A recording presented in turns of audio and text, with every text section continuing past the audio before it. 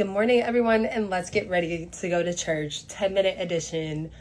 Y'all really been loving since I've been bringing this back, so I was like, why not? Also, Harper got a little cut. Harper, come here, honey. You want to show the people your cut? Come. Oh my gosh, not her climbing up here. Show them. Look, honey.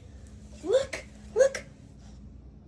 You're so cute. She's so fluffy. She's getting so big. Malik and I went to a wedding this week, and she was at doggy daycare, like boarding. She did so amazing. She's finally all vaccinated, which is the bestest. You know your dad's gonna be so mad at you back there. Come here. So she's doing really good, and she's like growing, and it's so crazy because she was just so tiny, but she's still really tiny. I love it over here.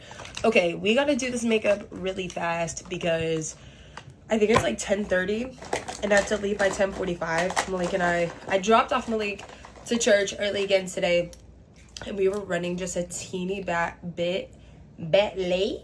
So I was like, I could do my makeup in like a million seconds. Also, I have these Ricolas in my mouth right now because the allergies over here, that's what I figured out was going on with me.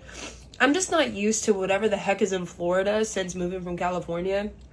And it has been a journey, so please keep me in prayer because I hate this. This is not fun. I don't like when my throat is scratchy and when I'm mucusy and then when I'm dry. Like, I hate all of this. So please keep me in prayer for your girl.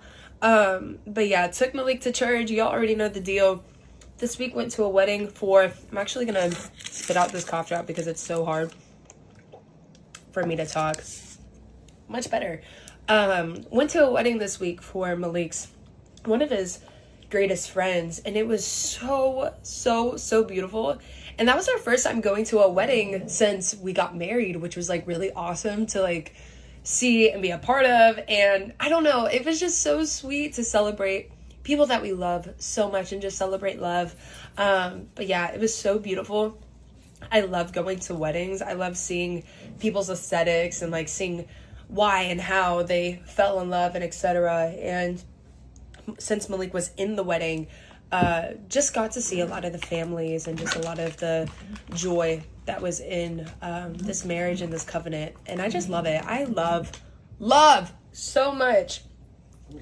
But yeah, it was a great week, crazy week. And then on Tuesday, Malik and I go back to my homeland, and I'm so excited to be back in California. What did you get, Harper? I'm so excited to be back. I'm so excited to see my family. We're going to be spending the holidays in California. I'm so blessed. And going into the new year, I'm honestly just really expectant for a lot. I'm expectant for a lot of upcoming things that I know about, that God has been teaching and showing me. I'm really excited to get back into the podcast and teaching people and equipping people with the gospel and continuing to build women up and create a safe space for women to just know that they're loved, seen, and heard by Jesus. I have learned so much in the past few months. Even honestly, this past week has been such a lesson. I actually want to talk to you guys about something that might be a little niched, but I shared this with my best friend, and it just helped me so much. At times, I feel like I could feel really guilty if I'm not in my word all the time. And especially in this season where I'm so new to Florida, I'm literally living in a place I've never lived in my entire life. My family and friends and my whole community is on the other side of the country, and I don't have anybody here. Like, you guys, like when I say I don't have anyone here, I have my husband, and that's it. Like, besides that, I don't really have solid relationships, like where I could just go out and go to Pilates or have a Bible study or like go get a brunch. Like, I don't have those relationships out there. So it's been really, really hard. But the grace of God has been here simultaneously at the same time. But I say all that to say is being in a new environment where I don't have a community as strong as I used to. And, you know, going through all these factors that are so brand new. I felt like I was falling really short to a lot of spiritual disciplines that I was once really on top of. And I was like, what the heck is going on? Why am I not doing this as much as I should or would? Or in this season, I was really heavy about this. But I just know that in this season I've been really met with like this exhaustion, but it's not because I'm wearing myself in other things, but I think it's just because the circumstance and the grace of life of like, I just moved to a new place, and of course I'm grieving and I'm all over the place mentally, and it's been a crazy adjustment, and it's been so much I've been having to learn. And I have the best husband ever.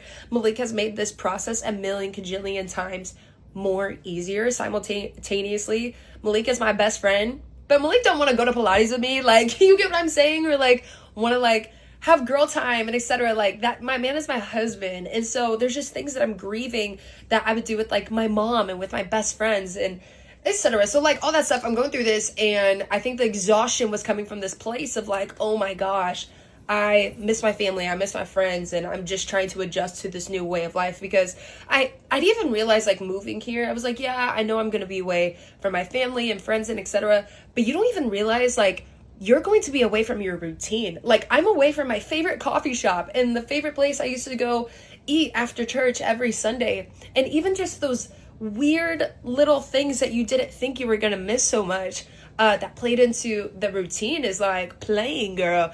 And it's a learning process of like finding new things, grieving through them, etc. Okay, I'm saying this all to say is I've been feeling really guilty and like, oh, well, I feel like I'm not on top of it as much as I used to. And it's like, well, girl, duh, you just moved here and you don't know what you're doing. Like, learn how to figure out what your life is first. And I was praying to the Lord last week, and he gave me this revelation. And hold on, before that, Harper Malibu, where are you? Come here, come to the front. Oh, she's chewing on something that I'm not really worried about. Okay, great. And I was praying to the Lord last week, and I was like, Lord, like, I'm just so sorry. Like, I'm just trying my best, and I'm so tired. But I still felt like that was grace, and it was still enough. And the Lord told me, he said, Emmy, do you think, my best friend's name is Clarissa, do you think Clarissa thinks you're a bad friend? And I was like, what? Like, in the middle of prayer, he told me that. And I was like, huh? Like, no? Like, what are you talking about? And he was like, walk me through that. And I leaned into that because I was really confused. I was like, why did you bring that up? And he was like, do you think Clarissa thinks you're a good friend? And I'm like, yeah, like, of course. And he was like, why? And I was like, well, because I know her and because I love her.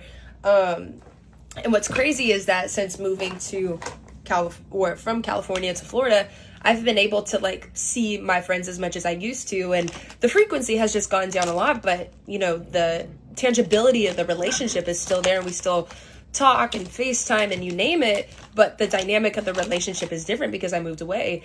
And the Lord mirrored that relationship. And he said, just like how you didn't lose your best friend because, you know, you're far away, you moved, or etc., your friendship isn't based off of simply just consistency. It's based off of tangibility and functionality and the formality of the relationship. And that really meant a lot to me when the Lord shared that with me, because I was synchronizing my relationship with the Lord based off of consistency and thought he was impressed with the things I would say over and over and over again each and every single day, when it was like, the Lord was like, I love that you come to me, and I love that we spend time together when you read and when you study and etc. But the Lord was really crashing this idol and this routine in my mind that I thought spending time with him was only studying and reading, which was, I guess, like my form of being in his word and, you know, you name it, for so long. And you guys, I know we're cutting the time short. It's 9 minutes and I can't believe I yapped for that long and I'm not done with my face. But say all that to say is that I've really been taught like how to experience God's presence in other ways that's not just studying. And I'm not saying don't study and you're okay if you don't study. No, still study. You need to know your Bible. I'm just saying that if anybody's like me and you're going through a transition that's like really hard and you're like, what the heck, God, like this is crazy. God is giving you the grace to experience his presence in a new way. And just because you're not reading or praying as much as you used to in this relationship you have with God is dependent off of your actions, doesn't mean that he's not there and he's not present. And so I've really been learning that firsthand, and it's been really sweet. And I mean, I think I could talk about this more without it being taken furtherly more out of context, but I have to do my mascara. I don't know where it's at. I probably gotta go into the other room. But thanks for joining my chit chat and just being real this morning. But I love you guys. Oh, go to church. Love you guys. Bye.